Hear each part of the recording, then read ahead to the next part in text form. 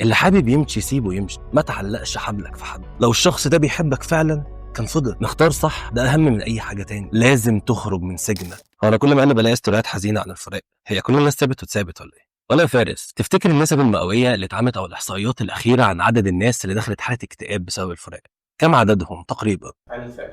ايه المبلغ ده؟ انت عارف احنا كم نسمه؟ احنا 8 مليار نسمه. اصل انت راكم انتوا ده احصائيات شارعنا، انت فاهم كام تقريبا؟ ما تعرفش ولا نعرف بقى، احنا مالناش دعوه بالارقام، بس هم كتير عامه. اقول لك ايه، ما تيجي نشوف حوار الفراق ده. هات له الولاد وتعالى.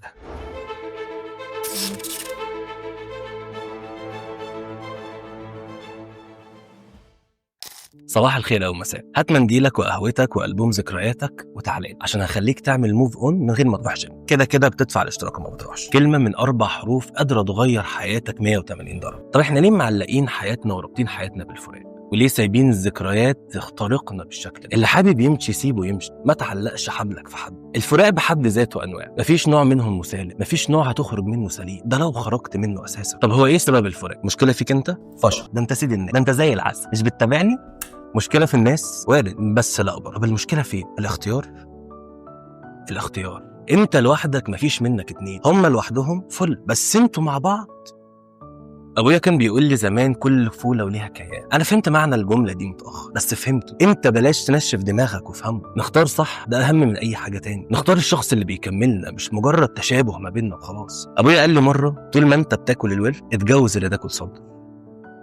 ابويا كان بيقول لي حاجات غريبه، معناه اختار الاختلاف اللي بيخلق روابط، اختار كفه الميزان اللي توزنها. 5 في الجبل.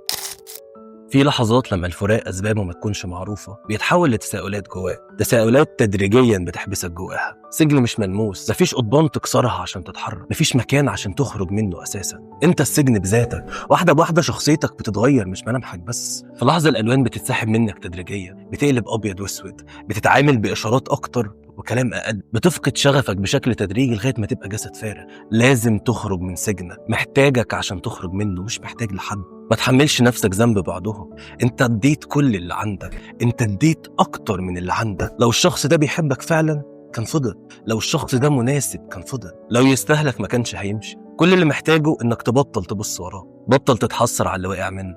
انا عارف ان انت اضعف من اي وقت فات، عارف انهم وحشوك. طب وبعدين؟ حقك تاخد وقتك في الزعل، بس الوقت مش بيقف يا واسع حد، الوقت بيجري وكل احلامك بتجري معاه. ارمي الشيله اللي فوق ظهرك وخلي وزنك خفيف. اجري، لازم يشوفوك وانت بتقف، لازم تسبقه. اجري باقصى سرعه عندك، اوعى تقف. لو وقفت مش هتعرف تتحرك تاني. اجري لاخر نفس. واخر حاجه هقولها لك، لو كنت لاقي في البعاد مطرح، فوعاك تبات في قلوب ما بتحبكش.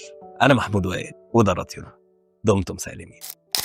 بقول له كم عدد احصائيات الناس اللي فرقت؟ بيقول لي 1000 و2000. انا اصحابي مفارقين 3 لوحدهم لغايه دلوقتي. وليه الفنان عمرو دياب محتار في الفراق؟ قال لي الوداع، وانا اقول له ايه؟ قول له راح قرد بيجي فنان يا غزال. ايه لا استنى ما تقولش، استنى. قول له راح قرد بيجي غزال يا فنان. حلقه عباره عن 10 دقايق تصوير وربع ساعه مسحه. ما تعبناش خالص. خدنا كام؟ 3 ساعات بنصور. ما خدناش المبلغ ده. بنطلون. هو انت بتسمع ايه يا عم بجد اسكت. اتفضل يا فندم، اتفضل يا سيدي. جاي تبوظ لنا البرنامج. مين زعق عليا يا صاحبي؟ قول اعترف. مين بيهدد المحتوى بتاعنا؟ مزقوق ولا مش مزقوق بالله يا اخي؟ يا اخي حاسبين فيك والله حرام. خد البنطلون معاك. شوف اللي كان عايز بنطلون نزله بنطلون وشنطه. ارمي الشيله اللي فوق ظهرك وخفف وزنك. خفف وزنك مين؟ احنا بنلعب في الجيم. خفف وزنك والعب صح. هي ولع فركين.